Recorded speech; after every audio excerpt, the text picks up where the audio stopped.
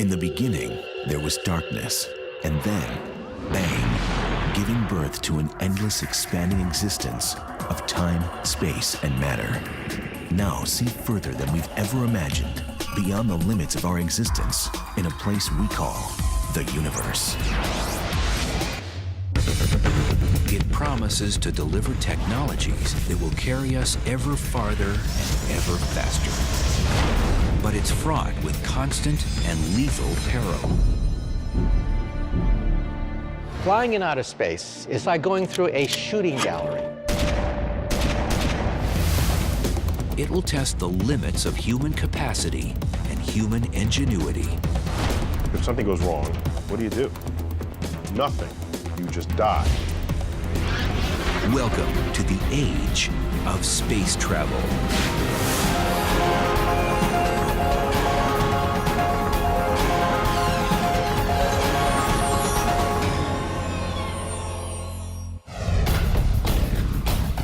In ways scarcely even imagined, the steady hand of progress is poised to deliver humanity to the heavens. For ages, the mysterious splendor of the universe has enticed us from its remote heights. At last, its mysterious temptations are within reach, and man's destiny can be fulfilled. I don't know if it's written in our genes, but anytime you see something at a distance and it piques your curiosity, the first thing you want to do is get a closer look. So while telescopes get you pretty far in this regard, those things that are sort of close enough to be within the reach of our space program, why not take the trip? T-minus 10, 9, main engine start, 5, 4, and liftoff of Space Shuttle Atlantis to assemble. Prying free from our home planet's grip ranks among the greatest of human achievements. But no one, since 1972, has ventured beyond the Earth's orbit. Our space program has been stuck for 30 years. We simply just go around the planet Earth. It's just like Columbus exploring the New World for the first time and then spending the rest of his life simply puttering around the Spanish coastline. What's the problem? There's a dirty little four-letter word, and that is cost. It costs about $10,000 to put a pound of anything into orbit. Imagine John Glenn made out of solid gold. That's what it costs to put John Glenn or you into orbit. It would cost about $20 million for you to take a weekend trip up to the space station. It would cost about $500 million for you to go to the moon. And for you to go to Mars would probably cost tens of billions of dollars. One way to reduce the cost of reaching space would be to find a more efficient way to overcome Earth's gravity. Remember the story of Jack and the Beanstalk? Jack was the little boy who climbed the beanstalk into heaven. Well, imagine a space elevator such that you hit the up button and the elevator takes you into the heavens just like Jack and the Beanstalk. Instead of building from the ground up, the space elevator would be built from the top down. A satellite in geosynchronous orbit would drop a 60,000-mile cable back to Earth, where it would be anchored to the surface. Now we are within striking distance of being able to create fibers that can withstand the tension of traveling at enormous velocities in outer space as the space elevator rotates with the planet Earth. So it never falls because it rotates at the same rate as the planet Earth. The elevator's compartment would simply roll up the cable, shuttling travelers and supplies into orbit, where it would wait for a spacecraft. This system would entirely replace a conventional rocket launch. And that might reduce the cost of space travel by a factor of 1,000. Think about that. Then you begin to realize that perhaps a trip to outer space may be no worse than an airplane ticket. But beyond the limits of Earth's comforting embrace, exotic menaces await every space traveler. Flying in outer space is not like taking a nice ride in the country in a car. It's like going through a shooting gallery. To an unsuspecting voyager, it might seem the universe is taking aim with a firearm. There are particles in space, even dust-sized particles, pebble-sized particles, that are traveling tens of thousands of miles an hour and sometimes even faster. More than 500,000 of these projectiles, measuring over an inch in diameter, are zipping around our planet right now. They include pieces of glass broken off of solar cells, paint chips from spacecraft, and debris from rocket booster engines. And in deeper space, there's more danger from pebble-sized meteors called micrometeoroids. A small piece of dust can crack glass, it can penetrate metal, it can pulverize plastic. And that does happen in space all the time. But perhaps an even more deadly danger, not at all solid, lies in wait: radiation. The devastating effects of this invisible energy have been witnessed on Earth in the aftermath of the atomic bombs of World War II and the nuclear fallout of Chernobyl. Distressingly, our own life-giving sun spews out streams of poisonous radiation. So realize that we've been protected in this cradle. We've been protected by the atmosphere of the Earth. Magnetic field of the Earth gobbles up most of the flares from the sun to create the aurora borealis. In outer space, you get the aurora borealis coming right at you. There's no ozone layer, there's no magnetic field to protect you. It's just you and the harshness of outer space.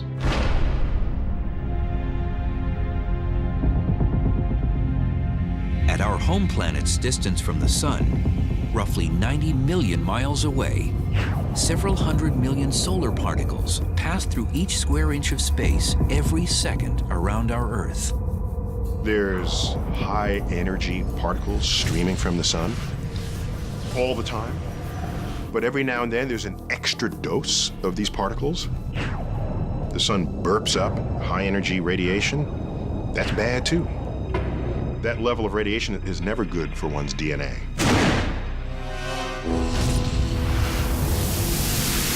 Sunspots flare up these extra doses of energy, like a battery of cannons bombarding the cosmos. There's no way to know that they're going to be here before they arrive. Unfortunately, there's still a risk of radiation even as we get farther from the sun. That's because another invading energy lurks. Known as galactic cosmic rays, they hail from the distant alien worlds of exploding stars and black holes. Galactic cosmic rays are particles that are traveling at speeds very close to the speed of light. Even a single particle of iron slamming into your body can have the effect of a Major League Baseball at 100 miles an hour. They can be devastating. Although heavy iron particles are rare, outside of the protection of a spacecraft, such as when an astronaut performs a spacewalk, thousands of galactic cosmic rays do penetrate the body every second. Every 24 hours, the galactic cosmic rays and solar particles attack a space traveler with as much radiation as a surface dweller on Earth receives in 6 months.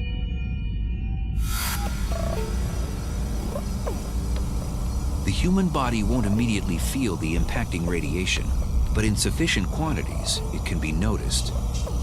Even with eyes closed, the particles spark flashes when they strike a space traveler's retina. The flashes are not blinding, and you have to ask yourself, did I see something? And then you say, oh, yes, I did. And its appearance is a little different from time to time. However, the human body does feel the shock of this bizarre weightless existence. I think that the most dangerous thing going into space is the loss of gravity. Weightlessness causes almost every system in your body to start changing. And it doesn't stop changing until you get back onto a world where you're pulled down again by its gravity. One of the first casualties of zero gravity is a space traveler's sense of direction. What's up and what's down? Very good question. And first of all, it's whatever you want it to be. If you want this to be up, that's fine. But if you want this to be up, that's just as good. Most travelers will suffer from motion sickness for the first few hours, or most likely, days. It's just one of those things that you ought to resign yourself to facing, that everyone is very likely to feel a little bit disturbed in terms of orientation. Here on Earth, scuba divers floating underwater experience the nearest sensation of prolonged periods without gravity. It is for this very reason that aspiring NASA astronauts train to live and work in a gravity-free environment by subjecting themselves for up to 6 hours at a time in a large water tank. Now, scuba equipment, you still experience the forces of gravity, but it doesn't feel like it because your whole body is uniformly buoyed by the water that holds you up. And except for the visual cue of air bubbles floating to the surface, swimming underwater can mimic the sensation of disorientation. But as time passes in the weightlessness of space, the human body senses it no longer needs to resist the force of gravity and begins shedding muscle and bone mass. When you're in space, your body thinks you might as well be lying in bed. And so if you're not careful, your body will atrophy. To counter this, each day in space, an astronaut needs to exercise. The legs are especially vulnerable because they are seldom used. In this world, the arms and hands do most of the work to move the body around. What would be the toughest thing to get used to might very well be just how you live in space, where you can't walk across the room. You have to float everywhere you're going. The lack of gravity also slows down the digestive tract, which can cause problems at mealtime. Your digestive system stops. You can't eat, you can't drink until you can start digesting again. And that can take anywhere from hours to days. Worse still, zero gravity and radiation can combine in an especially sinister way. In space, the immune system is not as effective as it normally is. And many of the bacteria and viruses that we normally can withstand become more virulent. Additionally, bacteria can grow up to 50 times faster, and any virus brought on board could mutate into a never-before-seen predator, thanks to the ever-present radiation. All these difficulties prey on space travelers in just the first few hours or days. And what about journeys that need more time? It only gets tougher. The universe is an unforgiving place. It's open to only the boldest adventurers, those who have the mettle to trek deep into an environment swimming with toxic hazards, and unafraid to stray far from the safe and familiar.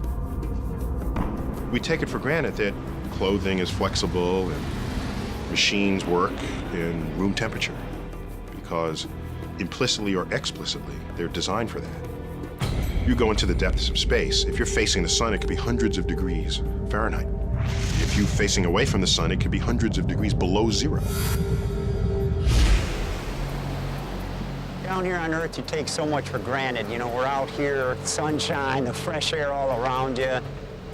Up there, you're in a closed ecosystem. You have to supply all the human needs that the Earth just, automatically does for us. You have to hope that the integrity of the hull stays together so you don't have rapid decompression, quick suffocation. The same reality exists for a submarine gliding deep through the ocean. It provides a life-preserving barrier to protect its inhabitants from a surrounding alien world. If there's damage to the spaceship, air leaks out, you die. Damage to the submarine, water gets in, you die. So the isolation, both physically and personally, between the two seem quite parallel. The potential for a catastrophic mishap lurks. When you're out in the middle of the ocean, you have only yourself and your colleagues to rely on. And the same thing applies in space. Things have to hold up. You can't come back, you can't run to the hardware store, you can't fix the thing with some part that you didn't bring along, and you're stuck with human ingenuity, the tools you brought with you. And out there in space, you truly are just removed from mankind. It is isolation like I've never felt before. Liftoff. We have liftoff. Often, our efforts to explore space have been analogized to the great explorers of the 15th and 16th century. The first to sort of cross the oceans, going to unknown territory, having to bring all their supplies with them, not knowing if they'll ever return. And I think there's a lot to say about that analogy, but there's a point where it breaks down badly.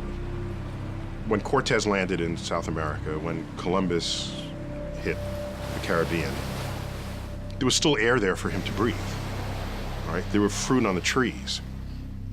Suppose the Apollo 11 astronauts, Neil Armstrong and Buzz Aldrin, landed on the moon and, like, the engine broke. Okay, Houston, we've had a problem here. What do? Nothing. You just die. There's not sort of an engine tree that they can pluck parts from to repair their ship. So the hazards are vastly greater to human health in space exploration than traveling anywhere on Earth's surface. There won't be any service stations in case you break down, run out of gas, or need something to drink. One of the challenges of space exploration is either carrying along with you all the supplies you need, water, food, oxygen, or finding some way to manufacture that en route or at your destination. We're not there yet. We don't know how to do that yet. And so one hazard is if something goes wrong and you run out of food and water and shelter, that's bad. You'll die. Every sip, every drop of water is precious. On a space voyage, there will be no such thing as a shower. The only option will likely be a wet cloth. This is quite a change from the 130 gallons of water each American consumes in just one day. The cuisine on board would take some getting used to as well. For a few days, you can take fresh fruits and fresh vegetables, carrots and apples and things like that. For the longer missions, though, you have to have storable foods that can, stay for long periods of time without spoiling and going bad. And yet, astronauts agree that enduring the myriad of risks is a small price to pay for the chance to witness the wonder of the cosmos in person. 1500's 2.3. I know how they felt because they report things like, well, you could hold up your finger and you could block out the Earth with your thumb. And it kind of gave them an entire new perspective of how amazing this little blue marble the Earth is and how precious it is in this vast solar system.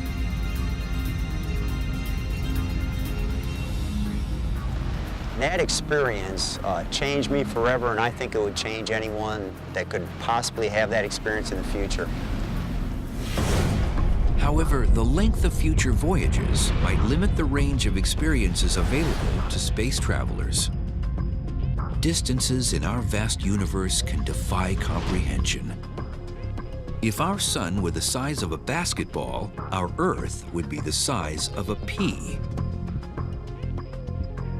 If they were placed in Central Park, the nearest star would be another basketball almost 5,000 miles away in Hawaii.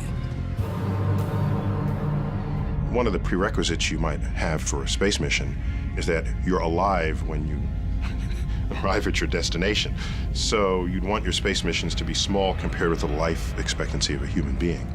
And right now, that pretty much limits us to the planets and possibly comets and asteroids, if we include those as places we might visit. The brutal, scathing landscapes of the solar system's inner planets, Mercury and Venus, do not make for tempting vacation destinations. Temperatures on Venus can exceed 900 degrees Fahrenheit, and the crushing air pressure is equivalent to being submerged in 3,000 feet of water. That leaves all points further out from the sun for potential exploration. But even trips to our closest attractions will still take several months or even years.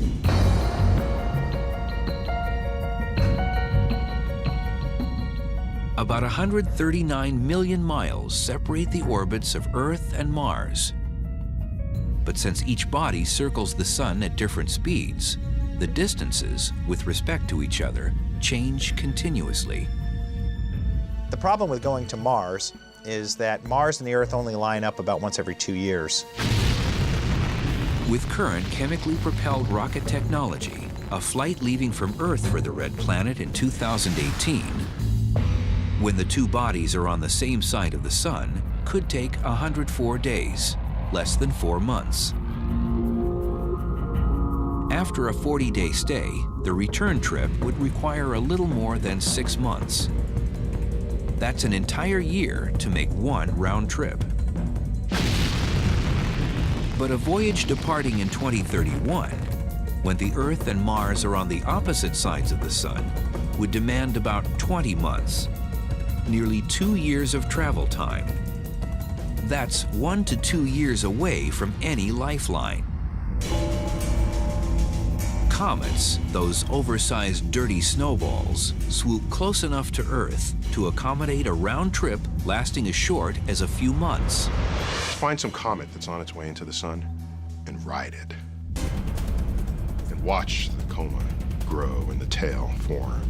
And watch the sun first slowly, but then rapidly get larger and larger and larger. And you swing around the backside and come out. It's got to be the most fun tour of the solar system you can come up with. It'd be dangerous because particles of the comet would fly up and hit you in the face and things. So apart from all that which would kill you, it would be a fun trip. Just beyond the orbit of Mars, asteroids fly within range of a few years round trip from Earth. Future travel agencies might arrange cosmic versions of extreme vacations by exploiting the unique environments of these miniature planets. They put you on a sled and slingshot you into space in such a way that the weak gravity of the asteroid will hold you in orbit but won't pull you back down again. Would be a great ride. 3 times farther away than Mars, the orbit of Jupiter, with its crowded moon system, offers dozens of diverse visions. It may prove tempting for future travelers, but a round trip could take 5 years. Saturn is nearly twice as far as Jupiter, and the thought of decade-long trips might be too much to bear. But there are technologies that can slice the time it takes to visit Mars to just a few days. For mankind ever to venture into the depths of the cosmos, endeavor to bathe in the light of an exotic star, or even just a voyage to the suburbs of our own solar system, we'll need to find a way to travel much, much faster. What's the fastest we could travel? Nothing yet observed by science moves faster than the speed of light, 186,000 miles per second. The speed of light is the ultimate velocity in the universe. It's Einstein's cop on the block. The speed of light is so fast that you could go around the Earth 7 times in just 1 second. For you to jump to the moon at the speed of light, you could reach the moon in about 1 second. Compare that to the 3 days it takes to get there with current technology. The problem is that we can't travel at the speed of light, or really anything even approaching it. Take the fastest thing we have ever sent anywhere and ask, how long will that take to reach the nearest stars? That would take 50,000 years. And that is using current chemical propulsion, which maxes out at about 40,000 miles per hour. The same power source we use to lift our rockets off of the planet. But getting us to Mars faster than a few months' time would require a different kind of propulsion. There are a few ideas for how to propel us to velocities closer to the speed of light, which would be fast enough to get us anywhere in the solar system in under a day, or even to the nearest stars in less than a decade. One such theory echoes an ancient earthly propulsion device, wind pushing a sail. It was Kepler, that great astronomer, who first wrote down in his notes the possibility of using sails to sail in outer space. Light streaming from the sun mimics gusts of wind in outer space. This solar wind is what creates a comet's tail as it nears the sun. However, sunlight scatters in all directions, and as the distance from the sun doubles, its power reduces by a factor of 4. With a little help from the moon, there is a manner in which light could be focused in one direction. If we have a battery of laser cannons on the moon, firing in synchronization at a solar sail, we may be able to propel it to about perhaps half the speed of light. Now, lasers do diffuse with space. For example, if I have a laser on the Earth and I shine it to the moon, it does not create a spot on the moon. The spot is about 5 miles across on the moon. These sails, however, would be huge. Now we're talking about astronauts, perhaps spending months in outer space, designing a sail hundreds, maybe even thousands of miles across, sufficiently light and durable in order to capture light from a battery of laser beams on the moon.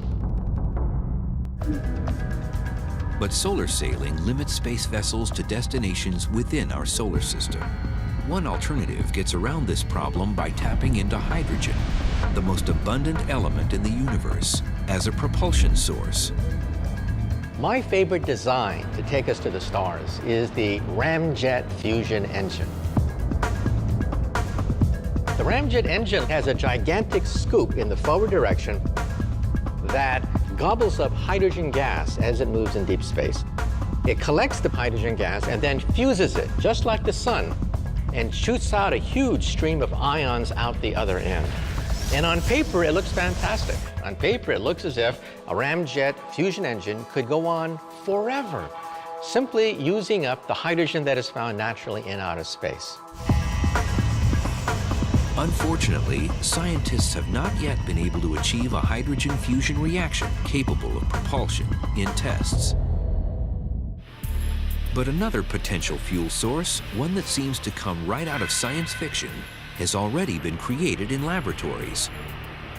It's called antimatter, and it's the opposite of all that we know. For example, think of the world on the other side of the looking glass.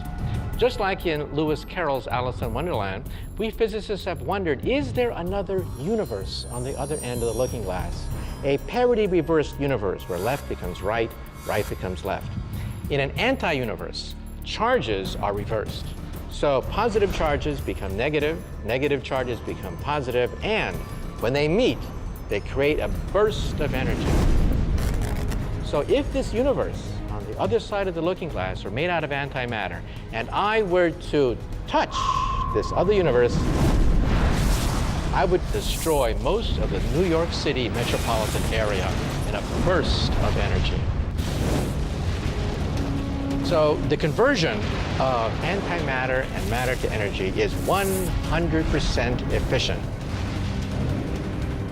It is the ultimate engine. But there is a catch. There's always a catch. Even though we can create anti-atoms in the laboratory, the cost is stupendous. It would bankrupt the United States of America to create a teaspoon of antimatter. However, it would only take a few grams of antimatter to take us to Mars, and perhaps several teaspoons of antimatter to take us to the nearby stars. But for us to ever visit a distant star or another galaxy, we need something stranger than even Alice could ever dream of, peering through her looking glass.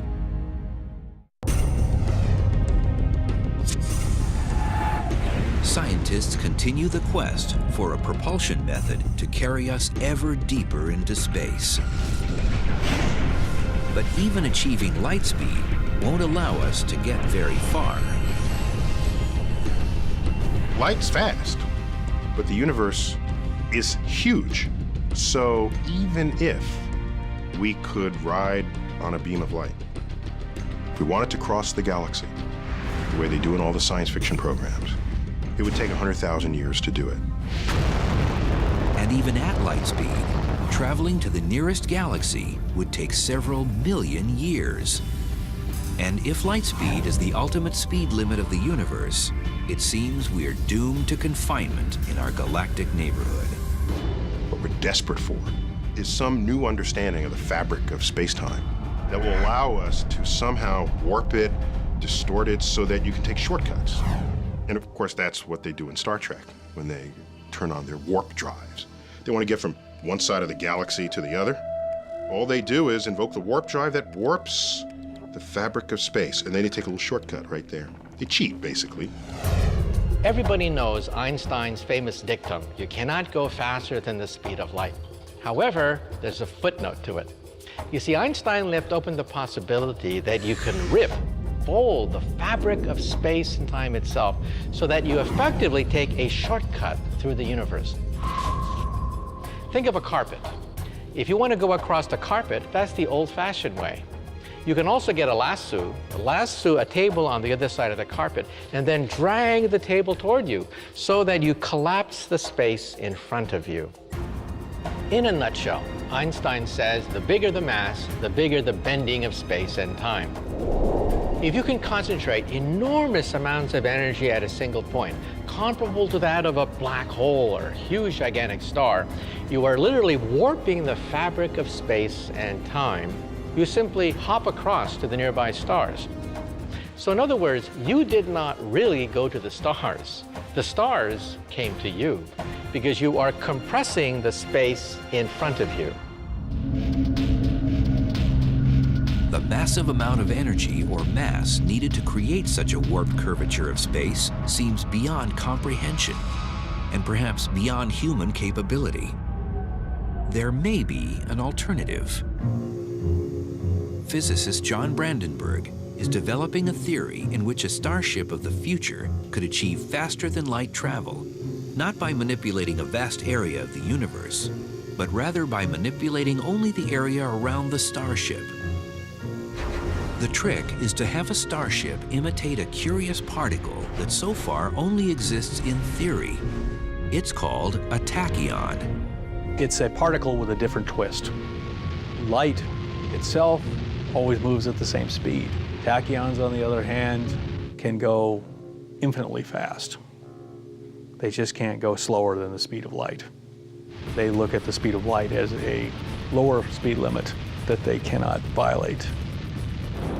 If they do exist, tachyons can outrun the speed of light because they have what physicists recognize as imaginary mass. An imaginary value can be visualized in the spin of a struck tennis ball. Its spin can cause it to bend and move in a manner that an observer might not expect to see from its initial point of contact. In the same way, a tachyon is unseen by the universe and can break its speed limits. Brandenburg proposes altering the space-time surrounding a starship with a powerful electromagnetic field so that the ship moves through space like a tachyon. It would operate like a stealth aircraft, invisible to radar, unseen by radar operators.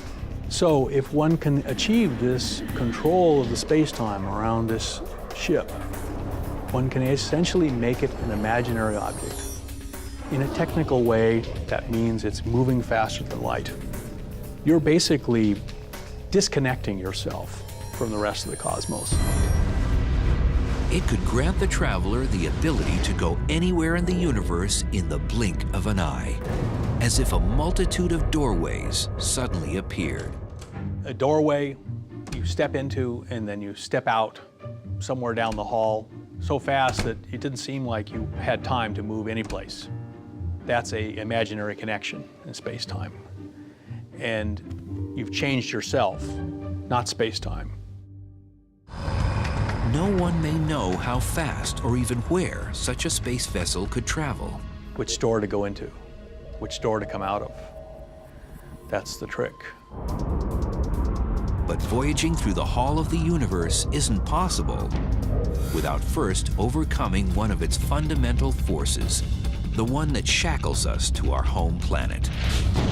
Getting away from the Earth's gravitational field. That's the first thing that we have to do. 10, 9, 8, 7, 6. For an object to break away from Earth's gravitational pull, 2, 1. We have ignition and liftoff of NASA's new it must Horizon achieve a velocity of 17,500 miles per hour. That's fast enough to streak from New York to Los Angeles in about 8 minutes. There's no other way to do it, at least that we have now, other than brute force. While a theoretical space elevator can climb away from Earth's gravitational pull, a rocket must outrun it with the brute force provided by the explosive chemical reaction of burning fuel. Chemical power is what drives today's rocket engine. Every time you burn something, that's chemical power. Every time a rocket engine ignites, that's chemical power.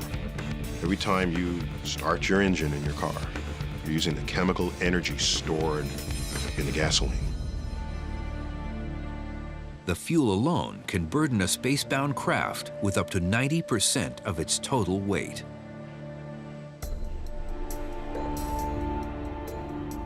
If you're carrying all the fuel you'll ever need, then most of the effort of the first ignited fuel is to lift the unburnt fuel into orbit. It'd be like trying to drive from New York City to Los Angeles on one tank of gas. Well, you would need a tanker truck behind you. And most of the energy to accelerate the tanker truck is going in to just move the fuel that's in the tanker truck. The space shuttle, its rockets, and the fuel they're carrying weigh a staggering 4 million pounds. And nothing short of a bone-rattling eruption could push it up and away from Earth. Well, Brent, looks like your long wait is over. We wish you all the best luck in the world. Godspeed, and we'll see you back here in about 2 weeks. A journey into space today means that space travelers must ride a controlled detonation into the sky. Whatever the vehicle weighs, we have to generate about 1.5 to 2 times that thrust in order to get it off the surface of the Earth. To get the space shuttle up to speed demands 7 million pounds of thrust. To put that into perspective, if you can imagine me holding a 1-pound ball in my hand, if I'm holding it here and I'm holding it steady, I am exerting a pound of thrust on that ball. So if I lower it down, I'm clearly not exerting a 1 pound. If I pick it up, I'm exerting more than a pound. So you have to have a little more thrust than you do the weight, obviously, or you won't go anywhere. How a rocket moves can be illustrated with a blown-up balloon. This works almost like an engine nozzle. Now I can hold it in place, and you can control it, you can let it go. And what we do is we try to eject as much mass through that throat as we can, and as it expands out, the back end, that expansion or that pressure pushing that way pushes the vehicle this way. When today's astronauts climb aboard for their journeys on the space shuttle, they're hitching to giant containers housing that necessary mass. Millions of pounds of highly combustible hydrogen and oxygen wait to be ejected. It only takes a spark.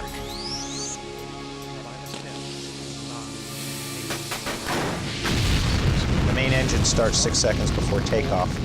The whole shuttle shakes. It feels like it wants to just rip itself out of the launch pad. Off of Space Shuttle Endeavour, expanding the International It shudders, Space Station. and you think, oh my gosh, that's an awful lot of force, about 1.5 million pounds of thrust. It's kind of surreal. It's like, this can't really be happening. It's something you've been wanting to do for years and years, and it's really happening. It's like riding a man-made earthquake. You've spent several million pounds worth of fuel to get to the first 2 minutes of flight, and then the solid rocket boosters come off. And that's like a train wreck when those things come off. It almost feels like you're just accelerating faster and faster and faster as you burn all the fuel out of the big main tank. So for the next 6 minutes, you're accelerating up to a point where you're finally feeling about 3 Gs, 3 times the force of gravity of acceleration. And so now it almost feels like there's a big gorilla sitting on your chest.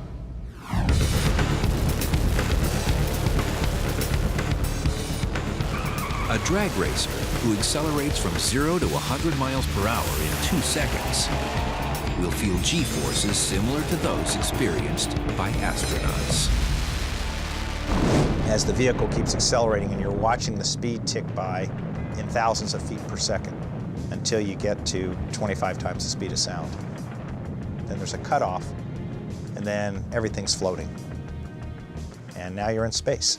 So space isn't very far away. It only takes about 8 minutes and 30 seconds to get there. The next model for venturing into the great beyond and reaching new worlds will begin first with a visit to an old friend. Although not quite yet a space elevator, NASA's mission to return to the moon builds on the idea of Earth orbit as a base for farther voyages. NASA's Constellation program, a successor to the legendary Apollo program, aims to plant boots on the moon by 2020. 2 separate rockets form the foundation of the plan. The unmanned Ares 5 rocket, towering taller than a football field standing on its end, will carry the lunar lander, supplies, and an Earth departure rocket into orbit, where it will wait for the astronauts. The Ares 1 rocket will deliver the crew to orbit aboard a capsule. It will then rendezvous with the Earth departure rocket and blast to the moon. We can take more supplies, more commodities to the moon. That's what this tandem system provides for us.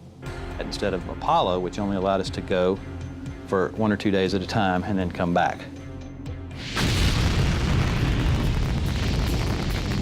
Will we ever find a way to surpass the bold achievements of the Apollo program?